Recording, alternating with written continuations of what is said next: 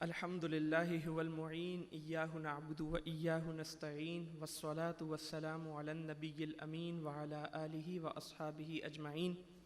سب سے پہلے تو میں مدرسہ انوار القرآن قادریہ رضویہ کی انتظامیہ کا شکر گزار ہوں کہ انہوں نے مجھے یہ موقع فراہم کیا کہ میں آپ کے سامنے تربیتی حوالے سے کچھ نکات عرض کر سکوں۔ سب سے پہلے تو میں یہ بتانا چاہوں گا کہ جہاں میرا تعارف پیش کیا گیا وہیں میرے تعارف میں یہ بات بھی شامل رہنی چاہیے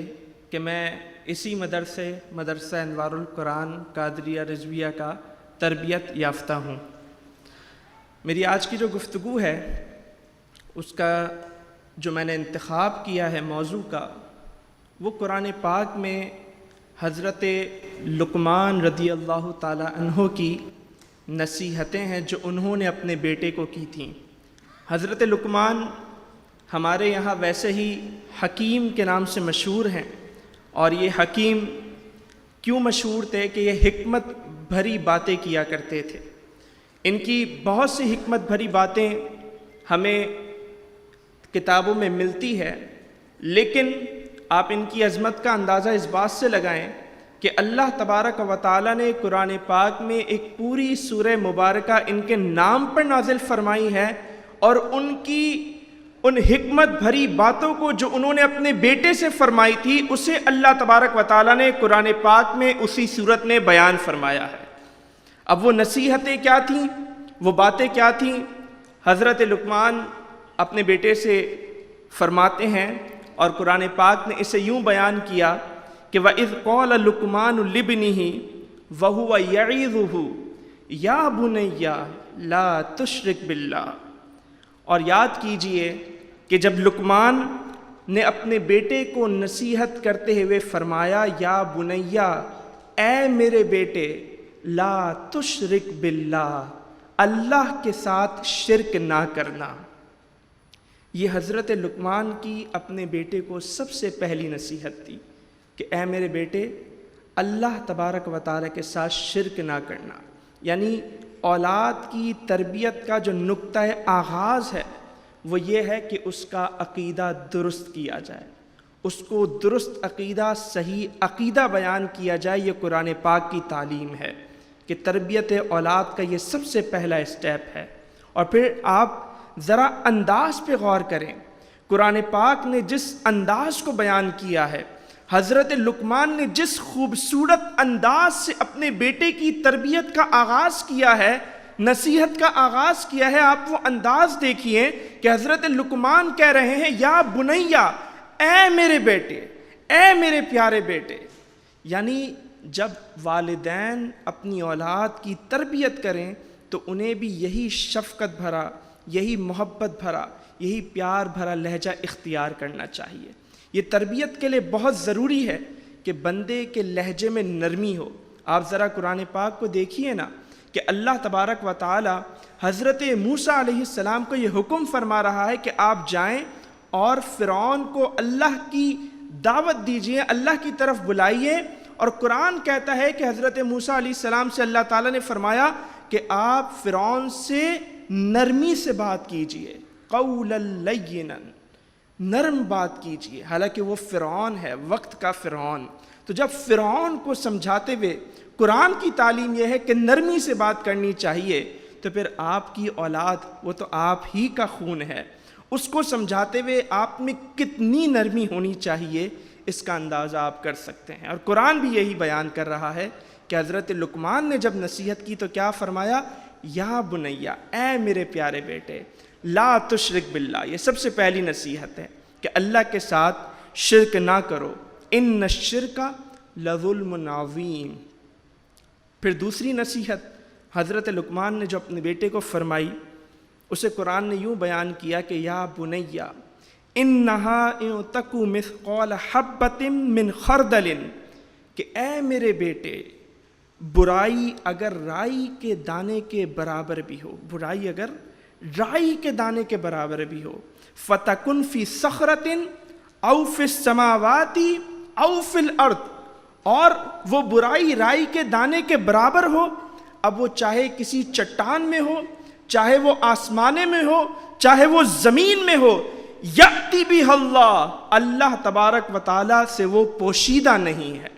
یعنی اے میرے بیٹے، اگر تمہارے دل میں رائی کے دانے کے برابر بھی برائی ہوگی تو رب تبارک و تعالیٰ کو اس کا معلوم ہوگا، رب تبارک و تعالیٰ اسے جانتا ہے۔ وہ رائی کے دانے کے برابر برائی، اور اس کی مثال کس طرح دی کہ رائی کا دانہ اگر آسمانوں میں ہو زمینوں میں ہو، یا آسمان اور زمین کتنی وسیع ہے، وہ چٹانوں میں چھپا ہوا ہو، لیکن اللہ تبارک و تعالیٰ کا علم کیسا ہے کہ وہ رائی کا دانہ آسمانوں اور زمین کی وسعتوں میں اللہ تبارک و تعالیٰ سے پوشیدہ نہیں رہ سکتا۔ تو اے میرے بیٹے، اگر وہ رائی کے دانے کے برابر برائی تمہارے دل میں ہوگی تو وہ رب تبارک و تعالیٰ سے پوشیدہ نہیں رہ سکتی۔ کیوں؟ کیونکہ ان اللہ لطیف خبیر، اللہ تبارک و تعالیٰ باریک بین ہے، اللہ تبارک و تعالیٰ ہر چیز سے باخبر ہے۔ تو پہلی نصیحت کیا تھی کہ لا تشرک باللہ، اللہ کے ساتھ شرک نہ کرنا۔ اور دوسری نصیحت کیا ہے؟ دوسری نصیحت یہ ہے کہ ان اللہ لطیف خبیر، کہ اللہ تبارک و تعالیٰ ہر چیز کو، ہر معاملے کو جانتا ہے۔ یعنی اللہ تبارک و تعالیٰ کے ساتھ شرک نہ کرنا، اور پھر آگے اللہ تبارک و تعالیٰ کی عظمت بھی بیان کی اپنے بیٹے کو کہ اللہ تبارک و تعالیٰ کی ذات کتنی عظیم ہے۔ تو والدین کے لیے جو تربیت کا نقطہ آغاز ہے، جو تربیت کا پہلا اسٹیپ ہے، اسے قرآن نے یوں بیان کیا ہے کہ والدین اپنے بچوں کو عقیدے کی صحیح تعلیم دیں، انہیں اللہ تبارک و تعالیٰ کا تعارف کروائیں، انہیں اللہ تبارک و تعالیٰ کی عظمت سے روشناس کروائیں۔ اور کس انداز سے کروانا ہے وہ میں نے آپ کو بتا دیا۔ پہلی آیت میں بھی یا بنیہ، اور اس آیت میں بھی یا بنیہ، بڑے پیار سے، بڑی نرمی سے۔ اور پھر اگلی آیت میں اللہ تبارک و تعالیٰ نے کیا بیان فرمایا کہ حضرت لقمان نے اپنے بیٹے کو نصیحت کی اگلی آیت میں کہ یا بنیہ اقیم الصلاۃ، کہ اے میرے بیٹے، یہاں بھی وہی انداز، وہی پیار بھرا انداز، وہ جو پیار اور محبت کا جو رشتہ ہے، وہ جو پیار اور محبت کا جو دامن ہے، وہ چھوٹے نہیں پا رہا۔ اللہ تبارک و تعالیٰ فرما رہا ہے یا بنیہ اقیم الصلاۃ، کہ حضرت لقمان نے اپنے بیٹے سے فرمایا اے میرے بیٹے نماز قائم کرو۔ اللہ تبارک و تعالیٰ کا تعارف ہو گیا، اللہ تبارک و تعالیٰ کی عظمت سے آپ نے اپنی اولاد کو روشناس کروا دیا، اللہ تبارک و تعالیٰ کی ذات کے بارے میں عقیدے کی تعلیم اسے دے دی، اس کا عقیدہ ٹھیک کر دیا، اب اس کا عمل ٹھیک کرنا ہے۔ اقیم الصلاۃ، اے بیٹے نماز قائم کرو۔ تو یہ قرآن کا نصاب تربیت ہے کہ پہلے عقیدہ درست کیجئے اولاد کا، اور پھر اولاد کی عبادت کو درست کیجئے، اسے عبادت کی طرف لائیں۔ اقیم الصلاۃ، کہ اے بیٹے نماز قائم کرو۔ اور پھر آگے حضرت لقمان نے اپنے بیٹے کو کیا نصیحت فرمائی؟ وَأْمُرْ بِالْمَعْرُوفِ وَانْهَ عَنِ الْمُنْكَرِ وَاصْبِرْ عَلَى مَا أَصَابَكَ، کہ اے بیٹے نیکی کی دعوت دو اور برائی سے روکو اور مصیبتوں پر صبر کرو۔ عقیدے کی تعلیم ہوئی، اللہ تبارک و تعالیٰ کی عظمت سے روشناس کروایا، عمل کی تعلیم دی، عبادت کے بارے میں بتایا کہ اے بیٹے نماز قائم کرو، اور تیسری چیز کیا بیان کی کہ نیکی کی دعوت دو اور برائی سے لوگوں کو روکو۔ کیا پتہ چلا کہ بندے کا پہلے اپنا عمل ٹھیک ہو جائے، اپنا عقیدہ ٹھیک ہو جائے، تو پھر اسے آگے بڑھ کر دوسروں کو صحیح عقیدے اور صحیح عمل کی طرف بلانا چاہیے۔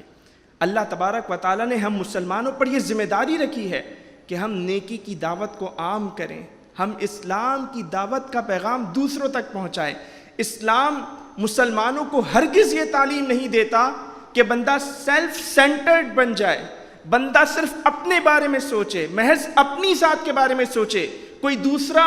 جتنی بڑی برائی اور جتنی بڑی وہ تباہی کر رہا ہو، بندہ اسے کہے وہ اس کی پرسنل چوائس ہے، وہ اس کی جو ہے نا وہ اس کا رائٹ ہے، وہ جو کر رہا ہے کرے۔ تو نہیں، اسلام یہ نہیں سکھاتا۔ اسلام تو یہ سکھاتا ہے کہ ہمیں اپنے بارے میں بھی سوچنا ہے اور ہمیں دوسروں کی بھلائی کے بارے میں بھی سوچنا ہے۔ اور حضرت لقمان نے اپنے بیٹے کو یہی نصیحت فرمائی کہ اپنی اولاد کا پہلے عقیدہ ٹھیک کیا، عمل ٹھیک کیا، اور اس کے بعد اسے لوگوں کے سامنے جو ہے وہ بھیج دیا کہ اب جاؤ لوگوں کو بھی صحیح عمل کی طرف بلاؤ، لوگوں کو بھی صحیح عبادت کی طرف، صحیح طریقے کی طرف بلاؤ۔ اور پھر یہ بھی بتا دیا کہ وَاصْبِرْ عَلَىٰ مَا أَصَابَكَ، کہ یاد رکھنا یہ جو صحیح راستہ ہے اس میں مصیبتیں ضرور آئیں گی، اور اس راستے میں تم نے کیا کرنا ہے؟ وَاصْبِرْ، تم نے صبر کا دامن تھام کے رکھنا ہے۔ تو یہ حضرت لقمان کی اپنے بیٹے کو نصیحتیں ہو رہی ہیں۔ عقیدہ درست ہو گیا، عبادت کی تعلیم ہو گئی، نیکی کی دعوت کی تعلیم ہو گئی، اور پھر اگلی نصیحت حضرت لقمان نے اپنے بیٹے کو کیا فرمائی کہ وَلَا تُصَعِّرْ خَدَّكَ لِلنَّاسِ وَلَا تَمْشِي فِي الْأَرْضِ مَرَحًا،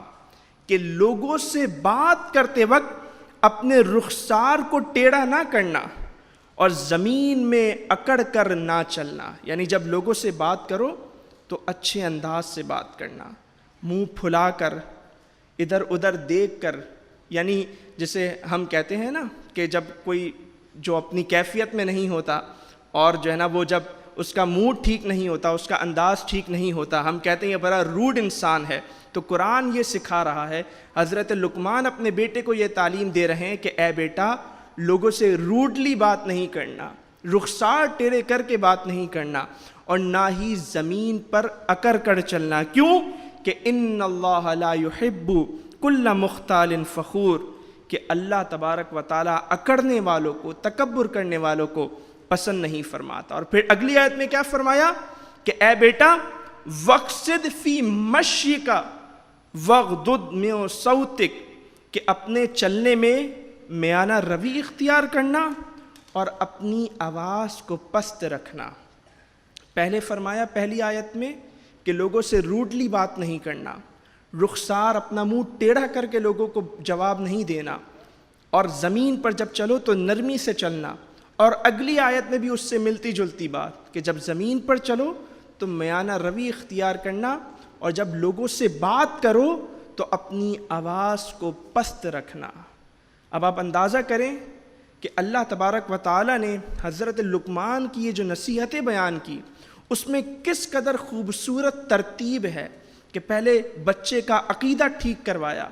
پھر بچے کا عمل ٹھیک کروایا، اور اب بچے کی اخلاقی تربیت ہو رہی ہے کہ اسے معاشرے میں کس طرح رہنا ہے، اللہ تبارک و تعالیٰ کے سامنے اسے کس طرح پیش آنا ہے وہ سکھا دیا، اور اب لوگوں کے سامنے کس طرح پیش آنا ہے وہ بھی سکھا دیا کہ نرمی سے بات کرنی ہے، نرمی سے چلنا ہے۔ حقوق اللہ کی ادائیگی بھی بچے کو سکھائی اور حقوق العباد کی ادائیگی بھی بچے کو سکھائی۔ تو یہ قرآن کا نصاب تربیت ہے جو قرآن نے حضرت لقمان کی نصیحتوں کے ذریعے ہم تک پہنچایا کہ ایک ماں باپ کی یہ بنیادی ذمہ داری ہے کہ وہ اپنے بچے کا عقیدہ بھی ٹھیک کریں، اپنے بچے کو اچھے اعمال کی طرف، نماز کی طرف بھی راغب کریں، اور اس کی معاشرتی جو اخلاقیات ہیں اور جو بنیادی اقدار ہیں اس کو بھی وہ ٹھیک کریں، اور پھر اسے معاشرے کے لیے چھوڑ دیں کہ وہ معاشرے میں جائے اور معاشرے میں اچھائیاں پھیلائیں۔ تو یہ قرآن پاک کا ایک نصاب تربیت ہے جو ہمارے سامنے ہے۔ اور پھر ان تینوں چیزوں میں عقیدہ، عمل، اخلاقیات، یہ تینوں چیزوں کی تربیت تو ہوئی، لیکن ایک جو بہت امپورٹنٹ چیز جو ہمیں پتہ چلی وہ کیا کہ بچے کو آپ نے نیکی کی دعوت دینا سکھانا ہے، بچے کو آپ نے لوگوں کو برائی سے روکنے کا جو طریقہ کار ہے وہ بھی سکھانا ہے۔ آج ہمارے یہاں ایک جو شکایت رہتی ہے ماں باپ کو وہ یہ رہتی ہے کہ ہمارے بچے دین کی طرف راغب نہیں ہوتے، بچے دین سے دور ہو جاتے ہیں۔ تو بچوں کو اگر آپ نے دین سے قریب کرنا ہے تو اس کا ایک طریقہ تو یہی ہے کہ انہی بنیادی خطوط پر اس کی تربیت کریں، اور پھر دوسرا طریقہ یہی ہے کہ بچے میں دین کی دعوت کا جذبہ پیدا کر دیں، بچے میں نیکی کی دعوت کا جذبہ پیدا کر دیں۔ جب بچے میں لوگوں کو نیکی کی دعوت دینے کا جذبہ ہوگا، جب بچے میں لوگوں کو برائی سے روکنے کا جذبہ ہوگا، جب آپ کا بچہ اچھائی کو اچھائی سمجھے گا، جب آپ کا بچہ برائی کو برائی سمجھے گا، اور لوگوں کو نیکی کی دعوت دینے کا، برائی سے روکنے کا اس کے اندر جذبہ ہوگا، تو پھر یہ کیسے ممکن ہے کہ وہ دین سے دور ہو جائے؟ تو یہ قرآن پاک کی جو ہے وہ کچھ بنیادی تعلیمات ہیں تربیت اولاد کے حوالے سے جو حضرت لقمان کی نصیحتوں کے ذریعے اللہ تبارک و تعالیٰ نے ہم تک پہنچائی، ہم تک بیان کی۔ اور یہاں چونکہ بہت سے بچے بھی بیٹھے ہوئے ہیں تو میں بچوں کے لیے بھی ایک آخری بات کرنا چاہوں گا کہ اللہ تبارک و تعالیٰ نے یہ جو نصیحتیں بیان فرمائی نا حضرت لقمان کی قرآن پاک میں، تو اس کے درمیان اللہ تبارک و تعالیٰ نے ایک اور آیت بھی بیان فرمائی، وہ میں نے مس کر دی کیونکہ وہ اس کا پھر موضوع ڈیفرنٹ تھا، لیکن میں اس کی طرف اشارہ کر دیتا ہوں۔ اور وہ آیت اللہ تبارک و تعالیٰ نے یہ بیان فرمائی کہ وَوَصَّيْنَا الْإِنسَانَ بِوَالِدَيْهِ، کہ ہم نے انسان کو والدین کے ساتھ حسن سلوک کا حکم دیا ہے۔ یعنی آپ قرآن پاک کو دیکھیے کہ قرآن پاک کس طرح تربیت کر رہا ہے، کہ جہاں ماں باپ کو یہ سکھا رہا ہے کہ اولاد کی تربیت اس طرح ہونی چاہیے، وہیں اولاد کے لیے بھی اللہ تبارک و تعالیٰ نے یہ بات بیان فرما دی کہ اولاد کو ماں باپ کے ساتھ ہمیشہ حسن سلوک سے پیش آنا چاہیے، اور اولاد کو میرا بھی شکر گزار ہونا چاہیے اور ماں باپ کا بھی شکر گزار ہونا چاہیے۔ اور بچوں کے لیے میں ایک خاص بات یہ کرنا چاہوں گا، ایک بلکہ چھوٹی سی میں کہانی سنانا چاہوں گا بچوں کو، کیونکہ یہاں بچے موجود ہیں تو ان کے انٹرسٹ کے لیے، کہ ایک چھوٹا سا بچہ تھا آپ لوگوں کی ہی طرح یا آپ لوگوں سے بھی چھوٹا۔ اس کے گھر کے باہر ایک درخت تھا، سیب کا درخت۔ وہ بچہ جب چھوٹا تھا تو روزانہ اپنے گھر سے نکلتا، اس سیب کے درخت کے پاس جاتا اور اس سے کھیلتا، درخت کے ارد گرد گھومتا، درخت سے جو ہے وہ لپٹ جاتا، اس کے پتوں کو چھیڑتا، اس کی ٹہنیوں کو پکڑتا، یوں روزانہ جا کر جو ہے وہ بچہ اس درخت سے کھیلتا۔ اس کی ڈیلی روٹین تھی، ڈیلی درخت کے پاس جاتا اور اس سے کھیلتا۔ لیکن کچھ وقت بعد کیا ہوا، بچہ تھوڑا سا بڑا ہوا اور ایک تھوڑے سے وقفے کے بعد وہ درخت کے پاس جب گیا تو تھوڑا سا اداس تھا۔ درخت نے کہا کہ میرے دوست تم اداس کیوں ہو اور یہ وقفہ کیوں آ گیا، تم تو میرے پاس روز آیا کرتے تھے، یہ آج تھوڑے گیپ سے کیوں آئے ہو، اور اداسی یہ کس طرح کی اداسی ہے، آؤ چلو ہم کھیلتے ہیں تاکہ تمہاری اداسی دور ہو جائے۔ بچہ درخت سے کہتا ہے کہ میں اب تھوڑا سا بڑا ہو گیا ہوں، اب میں روز روز تمہارے ساتھ نہیں کھیل سکتا، اب مجھے کھیلنے کے لیے کھلونے چاہیے، تو اس لیے میں اداس ہوں۔ درخت نے کہا اچھا تمہیں کھلونے چاہیے، کوئی مسئلہ ہی نہیں، کوئی پرابلم ہی نہیں، میں تمہارا دوست ہوں، میں تمہاری ہیلپ کروں گا۔ یہ دیکھو سیب لگے ہوئے ہیں، یہ سیب لو، انہیں توڑو، انہیں مارکیٹ میں جا کے سیل کرو اور تم اپنے لیے جو کھلونے ہیں وہ پرچیز کر لو۔ بچے نے جیسے ہی یہ سنا بچہ بڑا خوش ہو گیا، اس نے درخت کے سارے سیب لیے، مارکیٹ میں جا کے انہیں سیل کر دیا اور اپنے لیے کھلونے خرید کے لے آیا۔ اب بچے کے پاس کھلونے آ گئے، اب بچے کے پاس جب کھلونے آئے تو بچہ درخت کے پاس کیسے جاتا، اب وہ درخت کے پاس جانا اس نے بند کر دیا اور بالکل درخت کے پاس اس نے جانا چھوڑ دیا۔ اور پھر ایک لمبے عرصے کے بعد وہ بچہ درخت کے پاس پھر گیا، اور جب درخت کے پاس وہ گیا تو وہ اداس تھا، اور اب وہ بچہ نہیں رہا تھا بلکہ تھوڑا بڑا ہو گیا تھا۔ درخت نے جیسے ہی اپنے اس دوست کو دیکھا وہ بہت خوش ہوا اور اس نے کہا کہ اتنے دنوں بعد آئے ہو، چلو آؤ آج پھر میرے ساتھ کھیلو۔ تو وہ بچہ جو اب بچہ نہیں تھا بلکہ بڑا ہو گیا تھا، اس نے درخت سے کہا کہ تم دیکھ نہیں رہے میں اب بڑا ہو گیا ہوں، اب میں تمہارے ساتھ کیسے کھیلوں گا، اب میرے پہ بہت جو ہے وہ ٹینشنز ہیں، مجھے بہت سارے کام کرنے ہیں، مجھے اپنی فیملی بنانی ہے، اپنی فیملی کے لیے گھر بنانا ہے، اور میں بہت پریشان ہوں کہ میں اپنی فیملی کے لیے گھر کیسے بناؤں۔ درخت کہتا ہے کہ اس میں اداس ہونے والی کیا بات ہے، تم میرے دوست ہو، برے وقت میں دوست کام نہیں آئے گا تو کون کام آئے گا، میں تمہاری مدد کرتا ہوں، میں درخت ہوں، یہ دیکھو میری لکڑیاں، انہیں توڑو لے جاؤ اور جاؤ ان سے درخت بناؤ۔ وہ بچہ جو بچہ نہیں بلکہ بڑا ہو گیا تو بڑا خوش ہو گیا کہ چلو مجھے لکڑیاں مل گئیں، اب میں اپنی فیملی کے لیے گھر بناؤں گا۔ وہ لکڑیاں لے کر خوش خوش چلا جاتا ہے، اور پھر وقفہ آ جاتا ہے، اور پھر ایک لمبے عرصے تک وہ درخت سے دور ہو جاتا ہے، اور پھر ابھی وہ نوجوانی کی دہلیز پہ تھا جب وہ لکڑیاں لے کے گیا، اب جب وہ درخت کے پاس جاتا ہے تو وہ بڑھاپے کے قریب ہوتا ہے، اور اب جب وہ درخت کے پاس جاتا ہے تو وہی اداسی اس کے چہرے پہ چھائی ہوئی ہوتی ہے، اور درخت جب اسے دیکھتا ہے تو درخت پھر خوش ہو جاتا ہے کہ میرا آج دوست آ گیا۔ درخت کہتا ہے کہ آؤ میرے ساتھ کھیلو، بہت عرصہ ہو گیا ہم نے نہیں کھیلا، اتنے عرصے تک تم غائب تھے، اتنے لمبے ٹائم پیریڈ کے بعد آئے ہو۔ تو وہ آدمی اب وہ بڑھاپے کے جو قریب تھا، وہ کبھی جو بچہ ہوا کرتا تھا درخت کے ساتھ کھیلا کرتا تھا، وہ بڑھاپے کے قریب شخص اس درخت کو کہتا ہے کہ میں بچہ نہیں ہوں اور میں اب تمہارے ساتھ نہیں کھیل سکتا، اور اب تو میں بہت پریشان ہو گیا ہوں، دنیا بھر کی ٹینشنز ہیں میرے پر اور میں نے اپنا گھر بھی بنا لیا, فیملی بھی سیٹل کر لی, لیکن اب میں پریشان ہوں کیونکہ اب میں سکون چاہتا ہوں, مجھے اب تھوڑا سا سکون چاہیے, اور میں چاہتا ہوں کہ میں تھوڑی سیر و سیاحت کروں, تھوڑی دنیا گھوموں, تھوڑا ٹریول کروں, تاکہ جو میرا مائنڈ ہے یہ ریلیکس ہو, اور میں گھومنا چاہتا ہوں اپنے آپ کو, اب میں سکون دینا چاہتا ہوں. درخت کہتا ہے کوئی بات نہیں, تم میرے دوست ہو, میں تمہارے کام آؤں گا. دیکھو میرے تنوں میں اب بھی جان ہے, میری لکڑیاں اب بھی مضبوط ہے, میری لکڑیاں لو, میرے تنے لو, ان سے کشتی بناؤ اور جاؤ سمندر کی سیر پہ نکل جاؤ اور جاؤ دنیا گھومو. وہ شخص خوش ہو جاتا ہے, ایک بار پھر خوش ہو جاتا ہے کہ اس کا دوست درخت اس کی مدد کر رہا ہے. وہ لکڑیاں لیتا ہے اور وہ کشتی بناتا ہے, اور کشتی بنا کر پھر وہ سیر و سیاحت کے لیے نکل جاتا ہے. اور پھر ایک لمبے عرصے بعد جب وہ دنیا گھوم کے آتا ہے تو اب بالکل بوڑھا ہو چکا ہے, اور جب درخت اسے دیکھتا ہے تو درخت پھر خوش ہو جاتا ہے, اور درخت کہتا ہے کہ آج تم بڑے عرصے بعد میرے پاس آئے ہو, آؤ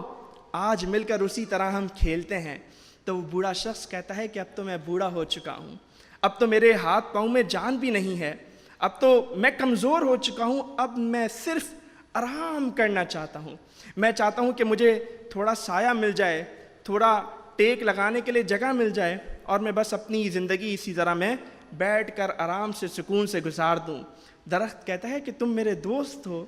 اور دوست کام نہیں آئے گا تو کون کام آئے گا. آؤ میرے اندر اب بھی یہ طاقت ہے کہ میں تمہیں سایہ پرووائڈ کر سکتا ہوں, شیڈ پرووائڈ کر سکتا ہوں, تمہیں چھاؤں دے سکتا ہوں. آؤ میرے تنے میں اب بھی اتنی جان ہے کہ تم مجھ سے ٹیک لگا کر آرام سے بیٹھ سکتے ہو. آؤ میرے دامن میں, میرے سائے میں آرام سے بیٹھ جاؤ. اور وہ بوڑھا شخص اس درخت کی چھاؤں میں اس درخت سے ٹیک لگا کر آرام سے سکون سے بیٹھ جاتا ہے. میں بچوں کو بتانا چاہوں گا کہ یہ کہانی جو ہم سن رہے تھے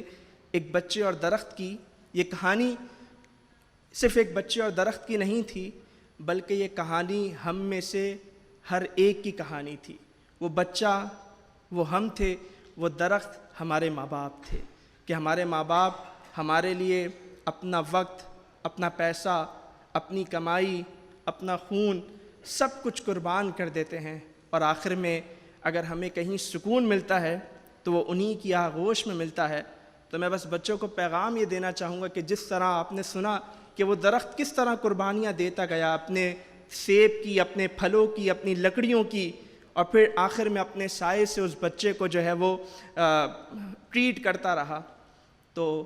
بچوں کو یہ سوچنا چاہیے کہ ماں باپ آپ کے سب کچھ ہیں, وہ آپ پر اپنا سب کچھ لٹا دیتے ہیں, تو ماں باپ کا احترام کیجئے, ماں باپ کی قدر کیجئے. اور حضرت لقمان کی جو نصیحتیں میں نے بیان کی, ماں باپ کو چاہیے کہ اسے آپ خود بھی پڑھیں. قرآن پاک میں 21ویں پارے میں سورہ لقمان میں وہ نصیحتیں موجود ہیں, اور ان خطوط پر اپنی اولاد کی تربیت کرنے کی کوشش کریں. اللہ تبارک و تعالیٰ سے دعا ہے کہ اللہ تبارک و تعالیٰ ہمیں عمل کی توفیق عطا فرمائے. آمین بجاہ نبی الامین صلی اللہ علیہ وآلہ وسلم.